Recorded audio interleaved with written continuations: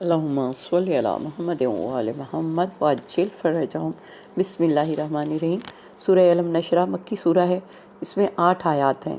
ترتیب نزولی کے حساب سے اس کا نمبر ہے 12 اور موجودہ ترتیب میں اس کا نمبر 94 ہے۔ کیا ہم نے اپنے رسول کے سینے کو کھول نہیں دیا کہ سوال سے شروع ہونے والا سورہ۔ شروع اللہ کے نام کی مدد مانگتے ہوئے جو سب کو فیض اور فائدہ پہنچانے والا، بے حد مسلسل رحم کرنے والا ہے۔ اے نبی، کیا ہم نے آپ کے سینے کو کھول نہیں دیا، یعنی ہر قسم کی ذہنی الجھن اور پریشانی کو پوری طرح دور کر کے مکمل طور پر مطمئن نہیں کر دیا، اور وہ حوصلہ عطا نہیں کیا کہ آپ حق کی خاطر پوری دنیا سے ٹکر لینے کے لیے کھڑے ہو جائیں، اور آپ پر سے وہ ذمہ داری کا بھاری بوجھ اتار دیا جو آپ کی کمر کو توڑے ڈال رہا تھا، یعنی آپ کے اس رنج و غم اور فکر اور پریشانی کو دور کر دیا جو آپ کو اپنی قوم کے انتہائی ظلم و ستم، جہالت، بد اخلاقی اور بدکاریوں کی وجہ سے پہنچی تھی، اور آپ کے ذکر کو اونچا کیا، یعنی آپ کے نام کو بلند کیا، مشہور کیا، اور آپ کو ہمیشہ کے لیے زبردست عزت اور شہرت بخشی۔ حقیقتاً دشواری کے ساتھ آسانی کا ہونا ہوتا ہے، اور واقعتاً دشواری کے ساتھ ساتھ آسانی ہوتی ہے، یعنی دشواریاں جھیلنے والا بعد میں آسانیاں اور راحتیں ضرور پاتا ہے۔ لہٰذا جب نبوت کے کاموں سے فارغ ہو جائیں تو اپنا وسیع، اپنا خلیفہ مقرر کر دیجیے، اور پھر اپنے پالنے والے مالک کی طرف واپس جانے کے لیے رغبت فرمائیے۔ حضور اکرم صلی اللہ علیہ وآلہ وسلم نے ارشاد فرمایا کہ جو شخص اس سورہ کی تلاوت کرے گا اسے اتنا ثواب ملے گا جتنا اس شخص کو ملے گا جو پیغمبر اکرم کی اس حالت میں زیارت کرے جبکہ آپ کسی وجہ سے پریشان ہوں، اور وہ شخص آپ کی پریشانی کو دور کرے۔ جو شخص اس سورہ کی تلاوت کرے گا اسے اللہ یقین اور عافیت عطا کرے گا۔ جو شخص اس سورہ کو سینے کے درد پر پڑھے گا یا لکھ کر پاس رکھے گا تو وہ سینے کے درد سے شفا پائے گا۔ رسول اکرم نے فرمایا، اگر کسی شخص کا پیشاب بند ہو تو اسے لکھ کر اس کا پانی پیے تو پیشاب کی بندش جاتی رہے گی۔ اگر قلب اور سینے کی تکلیف میں اسے پڑھا جائے تو شفا نصیب ہوگی۔ یہ سورہ والضحیٰ کا حصہ ہے، اور دونوں مل کر ایک مکمل سورہ کی تکمیل کرتے ہیں۔ ان میں اللہ تعالیٰ کے الطاف کا تذکرہ ہے جو خصوصیت کے ساتھ حضور اکرم کے ساتھ تعلق رکھتے ہیں۔ دراصل پورا قرآن ہی سیرت پیغمبر کا ترجمان ہے، قرآن ہی اخلاق پیغمبر ہے، اور قرآن وجود خارجی پیش کرتا ہے، اور آپ عمل سے قرآن کے وجود کو باحیات ثابت کرتے ہیں۔ گویا قرآن اور حبیب خدا میں اسم اور مسمہ کا رشتہ ہے۔ یہ دونوں سورے خاص امتیاز رکھتے ہیں۔ قرآن کا پڑھنے والا جیسے جیسے معرفت حاصل کرتا جاتا ہے اور اپنی استعداد میں اضافہ کرتا جاتا ہے تو محسوس ہونے لگتا ہے کہ قرآن سیرت رسول کے تمام پہلو پیش کرتا نظر آتا ہے۔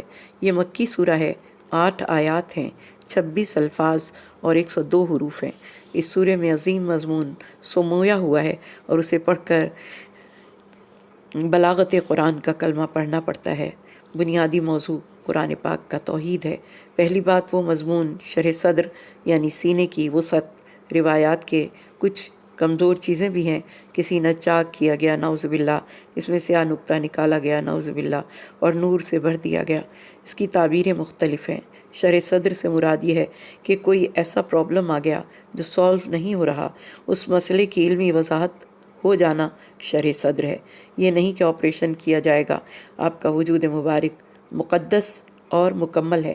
اگر قرآن کریم کی روشنی میں شرح صدر کو سمجھنا ہو تو سورہ طٰہٰ میں چلے جائیں، جہاں خدا نے حضرت موسیٰ علیہ السلام کا ذکر کیا، جہاں پیغمبری سپرد کی گئی ہے اور فرعون کی طرف جانے کا حکم ہوا ہے، اور اللہ فرماتا ہے، موسیٰ میں تمہارا اللہ تم سے مخاطب ہوں، مجھے پہچانو، نشانیاں لو اور جاؤ۔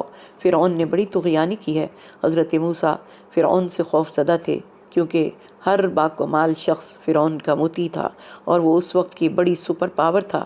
حضرت موسیٰ نے نبوت اور رسالت ملنے کے بعد ایک بوجھ محسوس کیا تو کہا کہ پروردگار، میرے سینے کو کشادہ کر، رب اشرح لی صدری ویسر لی امری واحلل عقدۃ من لسانی، مشکل کو آسان فرما، میری زبان کی گرہیں کھول دے تاکہ میں بیان کر سکوں، یفقہوا قولی، تاکہ تیری باتیں ان کے دل میں اتر سکیں، اور میرے ہی اہل میں سے ایک وزیر بنا دے جو اس بوجھ کو اٹھا سکے اور میری مہم جوئی میں میرا ساتھ دے سکے۔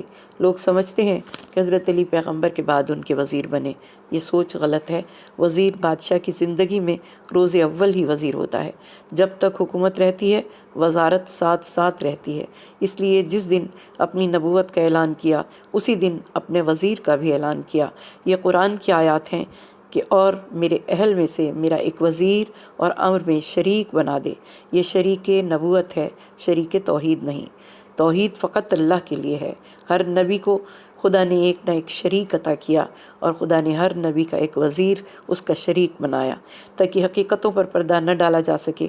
اسی لیے حضرت موسیٰ علیہ السلام نے دعا کی کہ میرے اہل میں سے کار ہدایت میں میرا وزیر اور شریک کار ہارون کو قرار دے، ان کے ذریعے سے میرے بازو مضبوط بنا۔ جب موسیٰ نے رب کی بارگاہ میں التجا کی تو خدا نے شرح صدر کیا، موسیٰ کا وزیر ہارون کو قرار دیا۔ حضرت موسیٰ کی تبلیغ ایک مدت مخصوص تک کے لیے تھی، مگر رسالت مآب کی نبوت و رسالت تا قیامت کے لیے ہے۔ جس کا کام بہت زیادہ ہو اس کے لیے بوجھ بھی زیادہ ہے۔ یہ ہم و غم ہے، ہر طرف کفر و شرک کے خدا کار رسالت کی راہ میں رکاوٹ ہیں، اس لیے خدا خود بخود اسباب کرم فرما رہا ہے کہ کیا ہم نے آپ کا بوجھ ہلکا نہیں کر دیا۔ استفہامیہ انداز ہے، بوجھ کیسے اترے گا؟ اگر وزیر ہوگا تب ہی بوجھ اترے گا۔ اس لیے دعوت ذوالعشیرہ جس میں پہلی دعوت توحید اپنے قریبی رشتہ داروں کو دی، دعوت کا اہتمام اور حکم رب العزت سے مولائے کائنات نے کھانے کا اہتمام کیا۔ جبکہ آپ کی عمر مبارک اس وقت 13 برس تھی، آپ نے بنی ہاشم کے سرداروں اور بزرگوں میں سے 40 افراد کو حضرت ابو طالب کے گھر دعوت دی تاکہ دعوت طعام کے ساتھ دعوت اسلام بھی دی جا سکے۔ سب نے سیر ہو کر کھایا مگر کھانے میں کوئی کمی واقع نہ ہوئی۔ ابو لہب نے کہا، دیکھو کتنا بڑا جادوگر ہے معاذ اللہ کہ ذرا سے کھانے سے سب کا پیٹ بھر دیا۔ بہت جلد یہاں سے بھاگو ورنہ اس کے جادو کا اثر سب پر ہو جائے گا۔ یہ سن کر سب اٹھ کھڑے ہوئے اور اس طرح یہ دعوت طعام بغیر کسی پیغام کے ختم ہو گئی۔ دوسرے دن پھر دعوت کا اہتمام ہوا۔ دعوت کے اختتام پر رسالت مآب کھڑے ہوئے اور پیغام توحید سے گفتگو کا آغاز فرمایا، مگر ابو لہب دوبارہ اپنے تمام ساتھیوں کو لے کر روانہ ہو گیا۔ تیسرے دن پھر یہ اہتمام کیا گیا، مگر آج حضرت ابو طالب نے ابو لہب کو کندھوں سے پکڑ کر روک لیا اور کہا، قم یا سیدی یا مولائی، آپ اپنا پیغام سنائیں۔ آپ نے پیغام توحید و نبوت سنانے کے بعد فرمایا، کون ہے جو تبلیغ دین میں میرا مددگار ہو؟ جو شخص تم میں سے میری مدد کے لیے کھڑا ہوگا وہ میرا بھائی اور تمہارے درمیان میرا خلیفہ اور وصی اور وزیر ہوگا۔ کسی نے کوئی جواب نہ دیا۔ جناب امیر المومنین نے جواب دیا، انا یا رسول اللہ، یا رسول اللہ میں حاضر ہوں، یا رسول اللہ میں عمر میں ان سب سے چھوٹا ہوں مگر قبیلہ اور نسب کے لحاظ سے سب سے بڑا ہوں۔ میں اطاعت وجہ لاؤں گا، دل و جان سے کوشش کروں گا۔ جناب رسالت مآب نے اپنے دست مبارک سے حضرت علی کی گردن میں ڈالے اور فرمایا، یہ میرا بھائی، میرا وصی، میرا وزیر اور میرا جانشین ہے۔ یہ جو کچھ کہے اسے گوش و ہوش سے سنو، اس کی اطاعت اور فرما برداری کرو۔ یعنی نبوت کے اعلان کے پہلے روز ہی وزارت علی کا بھی اعلان ہو گیا اور وزارت علی ابن ابی طالب کو ملی۔ اسی لیے خدا نے سوال کیا کہ کیا ہم نے آپ کے بوجھ کو ہلکا نہیں کر دیا جس نے آپ کی کمر کو جھکا رکھا تھا؟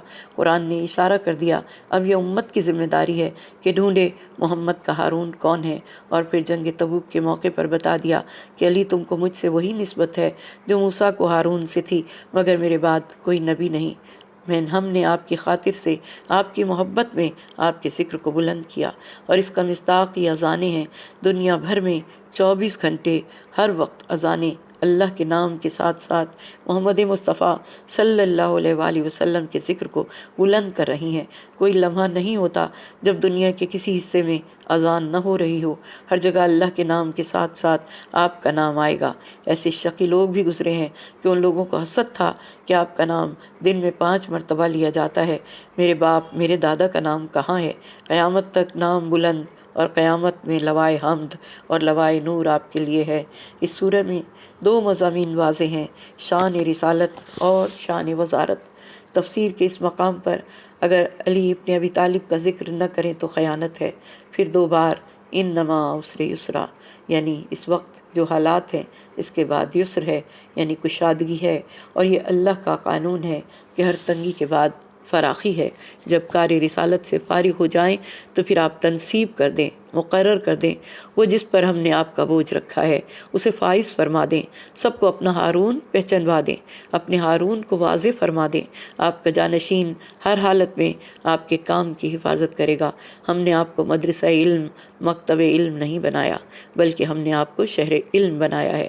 ہر وہ مسئلہ جو قیامت تک اٹھنے والا ہے اس کا علم ہم نے آپ کو عطا کر دیا، اور اس لیے کار رسالت سے فارغ ہو جائیں تو اپنا قائم مقام، اپنا ہارون، شہر علم کا دروازہ دنیا والوں کے سامنے پیش کر دیں اور اپنے ہارون کو نصب فرما دیں۔ امام جعفر صادق علیہ السلام فرماتے ہیں کہ جب رسول اللہ کو بتایا گیا کہ اب آپ کی اپنے پروردگار سے ملاقات ہونے والی ہے تو انہیں کہہ دیا گیا کہ فَإِذَا فَرَغْتَ فَانْصَبْ وَإِلَىٰ رَبِّكَ فَارْغَب، یعنی اپنے امور سے فارغ ہو جائیں اور اپنے رب کی طرف راغب ہو جائیں۔ تو اپنے وسیع کا اعلان کریں، ان کی افضلیت بتا دیں۔ اس حکم کے بعد آپ نے میدان غدیر میں صحابہ کے مجمع میں فرمایا، من کنت مولا فہذا علی مولا، جس کا میں مولا و آقا ہوں، علی اس کے آقا اور مولا ہیں۔ اے اللہ، تو اس سے محبت رکھ جو اس سے محبت رکھے، تو اس سے عداوت رکھ جو ان سے عداوت رکھے۔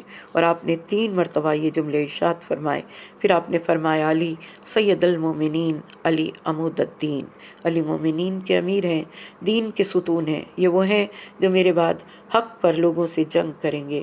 اور فرمایا، الحق کو میں علی اے نما مال، حق علی کے ساتھ ہے، وہ جدھر جدھر جائیں گے۔ آپ نے فرمایا، میں تم میں 2 چیزیں چھوڑ کر جا رہا ہوں، اگر تم نے ان کے دامن کو تھاما تو کبھی گمراہ نہ ہوگے، وہ اللہ کی کتاب اور میری اطرت اہل بیت ہے۔ اے لوگو، تم میری بات سنو، اور میں نے اپنا پیغام پہنچا دیا ہے، تم عنقریب حوض کوثر پر مجھ سے ملو گے۔ ثقلین میں ایک تو اللہ کی کتاب ہے اور دوسرے میری اطرت اہل بیت ہے، ان سے آگے بڑھنے کی کوشش نہ کرنا ورنہ ہلاک ہو جاؤ گے۔ تم ان کو زیادہ نہیں جانتے، میں انہیں خوب جانتا ہوں۔ خداوندہ، تو ہمارے دل کو حب ذات سے خالی کر دے اور اپنے عشق و محبت سے پر کر دے۔ پروردگارہ، تو نے خود وعدہ کیا کہ ہر مشکل کے بعد آسانی ہے اور ہر مشکل کے ساتھ راحت ہے۔ اس زمانے میں جب کہ مسلمانوں کو ان عظیم اور سخت مشکلات سے جو دشمنوں کی طرف سے انہیں پہنچ رہی ہیں آسودہ کر دے اور ان مشکلات کو آسان فرما دے۔ یا بار الہ، تیری نعمتیں اور احسان ہم پر بہت زیادہ ہیں، ہمیں ان کی شکر گزاری کی توفیق مرحمت فرما۔ اور پروردگار دو عالم، ہمارے امام کے ظہور میں تعجیل فرما، جن کے ہم منتظر ہیں اور جن کے انتظار میں پوری کائنات ہیں۔ پروردگار دو عالم، تو انہیں جلد ہمارے درمیان میں بھیج دے کہ ہم ان کے ذریعے راہ ہدایت کو پالیں اور ان کے دیدار سے اپنی آنکھوں کو سیراب کریں۔ پروردگارہ، جو پریشان ہیں ان کی پریشانیوں کو دور فرما، جو رزق کے طلبگار ہیں ان کی روزی میں برکت عطا فرما۔ پروردگارہ، جو گودیاں خالی ہیں شہزادہ علی اصغر کے صدقے میں ان گودیوں کو بے عیب اولاد سے نواز دے۔ جس نے دعا کے لیے کہا، پروردگارہ تو ان کی دعاؤں کو مستجاب فرما۔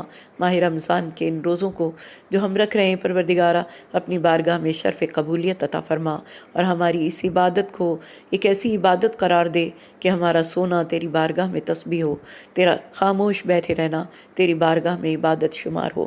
پروردگار دو عالم، ہر روز افطار کے وقت تو 1,00,000 ان انسانوں کو آتش جہنم سے نجات دیتا ہے جن پر جہنم واجب ہو چکی ہوتی ہے۔ پالنے والے، تو ان میں ہمیں بھی شمار فرما جنہیں تو نے آتش جہنم سے نجات عطا کی۔ پروردگار، ہمارے مرحومین پر رحم فرما، ہمارے والدین پر رحم فرما، جو دنیا سے جا چکے ان کی قبروں کو روشن و منور فرما، ان کی قبروں کو کشادگی عطا فرما، انہیں اپنے جوار میں بلندی درجات عطا فرما، ہماری ہر نیکی میں انہیں شامل فرما۔ پروردگارہ، تجھے واسطہ تیرے حبیب پاک محمد مصطفیٰ کا ہمارے دلوں میں ان کی اور ان کی آل کی محبت کو مرتے دم تک قائم رکھنا۔ وقت آخر جب دنیا سے رخصت ہوں تو ان کی زیارت ہمیں نصیب ہو، جب قبروں سے نکلیں تو ان کی شفاعت ہمیں نصیب ہو۔ پالنے والے، ہمارے ان گناہوں کو بخش دے جن کے مواخذے کا تو نے وعدہ کیا۔ پروردگارہ، ہمارے ان گناہوں کو معاف فرما دے جن کے سبب ہماری دعائیں تیری بارگاہ میں شرف قبولیت نہیں پاتی۔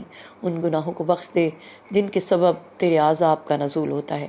پالنے والے، تو ہم پر رحم فرما، تو ہم غریبوں پر رحم فرما، ہماری مسکینی پر رحم فرما۔ پروردگار، آتش جہنم سے ہمیں، ہمارے تمام اعزاء و اقارب کو، تمام مومنوں کو جو زندہ ہیں اور جو دنیا سے چلے گئے نجات عطا فرما۔ پروردگار آتش جہنم سے ہمیں نجات عطا فرما۔ اس ماہ مبارک میں پروردگار دو عالم ہماری زبانوں پر تیرے حبیب کا ذکر ہو درود پاک کی صورت میں۔ پروردگارہ اس درود پاک کو اپنی بارگاہ میں قبول فرمانا، پالنے والے جنت الفردوس میں ہمیں اعلیٰ مقام عطا کرنا، ہمارے مرحومین کو اعلیٰ مقام عطا کرنا۔ پروردگار دو عالم آتش جہنم سے ہمارے مرحومین کو اور ہم سب کو محفوظ رکھنا۔ پروردگارہ اور حور العین کو ہماری ہمجولی قرار دینا، واسطہ محمد و آل محمد کا۔